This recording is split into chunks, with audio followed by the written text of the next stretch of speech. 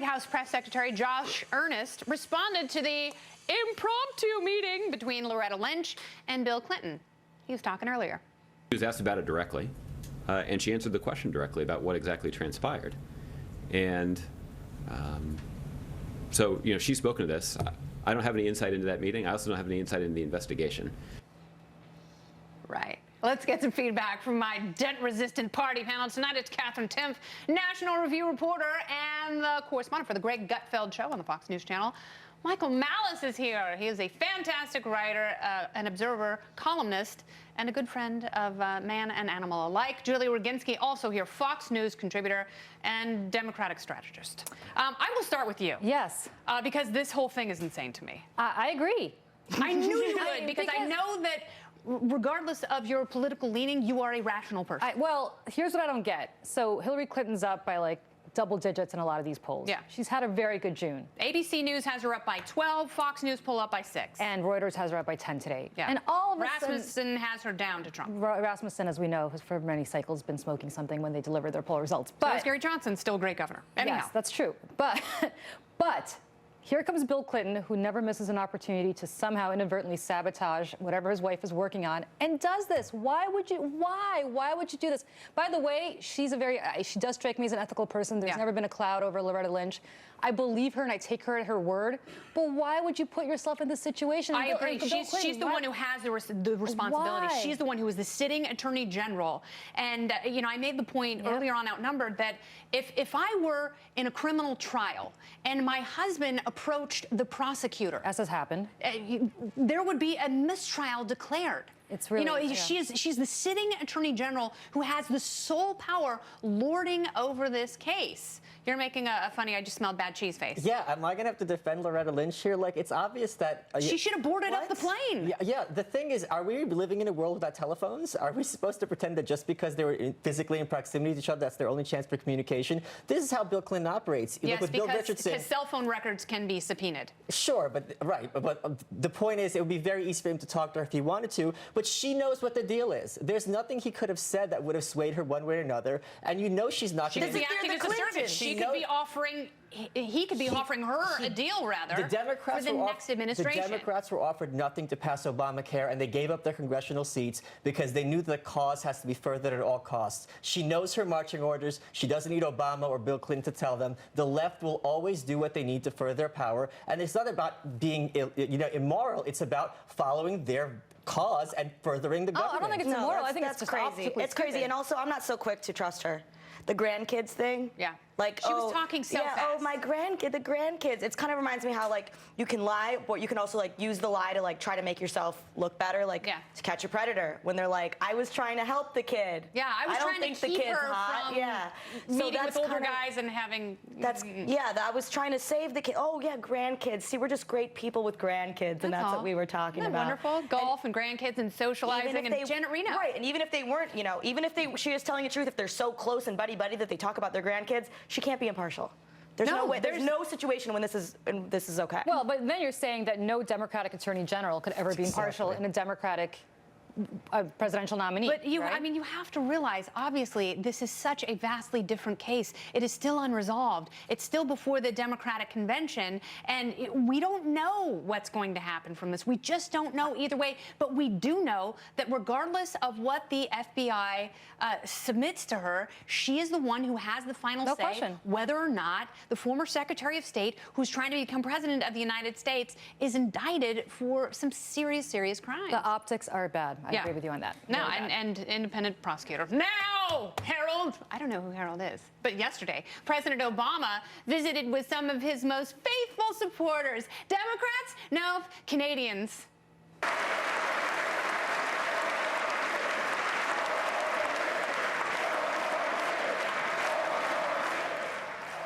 Four more years, eh? 4 more years, eh? Oh, he also wandered off topic a little in that speech that he gave to Canadian Parliament to discuss Donald Trump. Somebody else who has never shown any regard for workers, they don't suddenly become a populist because they say something controversial in order to win votes. Oh, he's so obsessed. Oh, my gosh. The Canadian parliamentarians were chanting 4 more years. They hate our Constitution, don't they? They hate our country because they're jealous of us. They're Yeah. America's little sister. But look, Obama and Trudeau have a lot in common. They're Yeah. young, they're hip, they're attractive, they're with it. Hillary's none of those things, unless with it you mean with early onset dementia, right? So the Democrats have very few cards to play that have worked in national presidential politics in the last few decades. Being cool like Obama was his strategy. Yeah. You can't play that card for Hillary, but they don't have that many cards to play. She's trying so hard, Yeah, I though. think they're desperately looking for a strategy that's going to work for her, Yeah. and it's going to be very, very difficult to pull a rabbit out of that rotten hat. It's interesting because, you know, the more you contrast the two of them side by side, the worse it is for her. Yes. Because it's like, he's done, he's unplugged, he's leaving. He's like, yeah, I'll be the cool guy. And Democrats will live like, yeah, see, Yeah. he's the cool guy. But then you look at her, you're like, ew. America's mother-in-law. Let's put her in Even the at White the House. White House Correspondents' Dinner, you know, the president, like him or not, killed it this year. And all I was thinking was, man, if And she's she- president next year, That's gonna be awful. And the only thing she kills is Benghazi and, you know, people in Syria. Who is this Benghazi? I never met him. The president should just move to Canada. They got Justin Trudeau, man. They don't need him. Look at him. Justin He's Trudeau so doesn't even dreamy. like the president. Who Justin Trudeau cares? is so happy he's He's done. so, of course, it's competition on who the hottest guy in North America is. The poor Spanish or the Mexican prime minister, Nieto? President Nieto, is just sitting there next to Justin It's Trudeau like and Obama. Not so Niente. dreamy. Yeah, Niente. You've I always mean- wanted a room full of Canadians. Yes, I cheering have. for you. I have. I love when people cheer for me. It's not really happened. I would always speak only in Canada if I were Obama from now on. I would love to have Canadians cheering for me like that. He's gonna line up 5 more Yeah. speeches and be Yeah. like, free trade or maple syrup or hockey or something. I think the Canadians seem wonderful and nice. Yeah. I think I can fulfill a need for something on this channel of people who appreciate Canada. Love you, Canadians. Is that because you're from Michigan? Do you feel an affinity because you're basically a part I'm of just Canada? trying to get people Very to close, like very me. close. And she does like hockey. I I do. appreciate that. Coming up, a new poll reveals what Americans really think about Donald Trump's proposed Muslim ban. And later, Mike Baker joins me with new details about the terror attack on Istanbul and who might be implicated. Kind of surprising. Stick around for it. Thank you.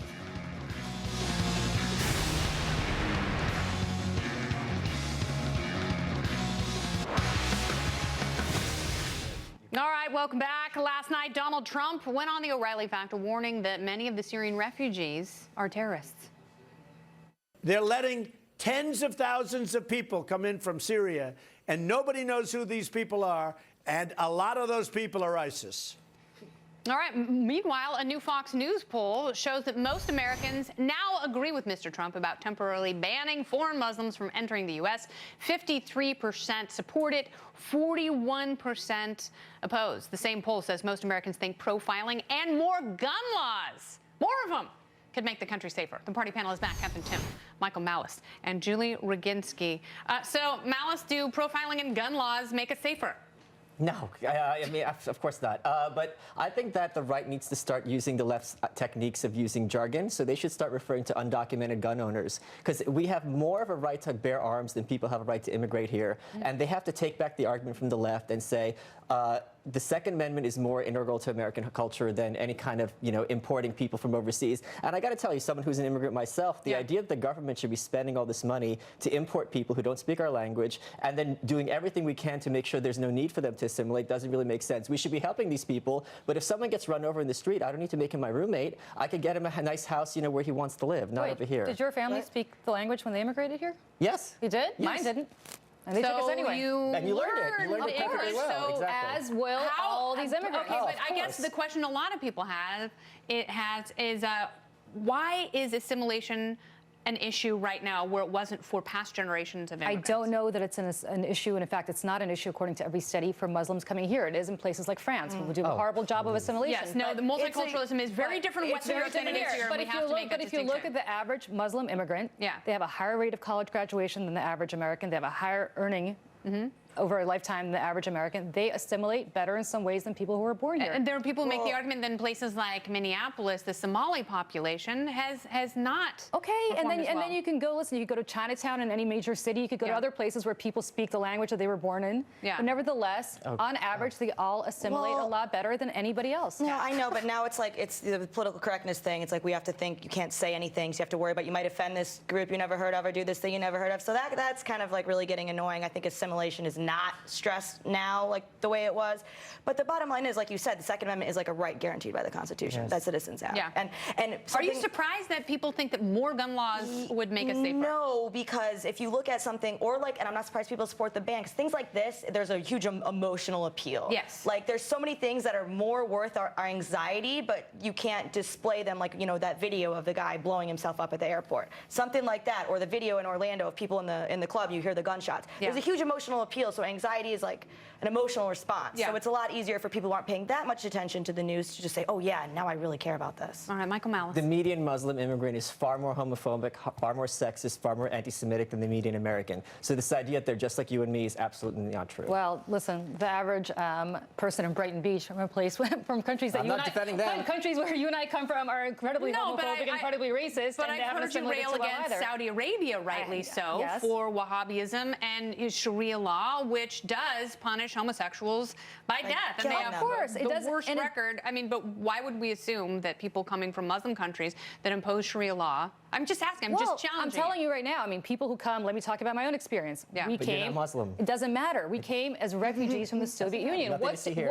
But what's to assume that we didn't come here with preconceived notions that were totally antithetical to America? And a lot of people did, and their children assimilated. We were escaping an ideology, and they're bringing theirs with them. Excuse It's the me. difference. They are escaping death in ways that you But and I they're were not escaping an ideology, and we were. Who says? Excuse me. They do. Ask them explicitly. Wrong. What's interesting is you're both immigrants from the same I'm part from of the world. Michigan. That's true. very But similar. you're Canadian. I assimilated right away. Is that a euphemism? The panel returns later. We will hug, we will kiss, we will make up. John Kasich rubbing salt in the wounds of Trump's fundraising operation. We'll tell you what's needling Donald, but first, Turkish authorities say they've determined where the terrorists who struck Istanbul are from, and it could add a new dynamic to the equation. Stay tuned for Mike Baker. He's on deck. That is next.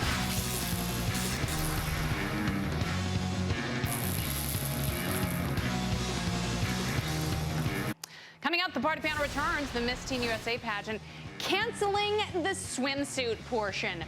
What an outrage. That was Michael Malice's only real shot at winning the crown. And a left-wing billionaire warns that the fallout from Brexit will be as bad as the 2008 financial crisis. Brian Brenberg says that's baloney. He'll set everyone straight next. Stay here.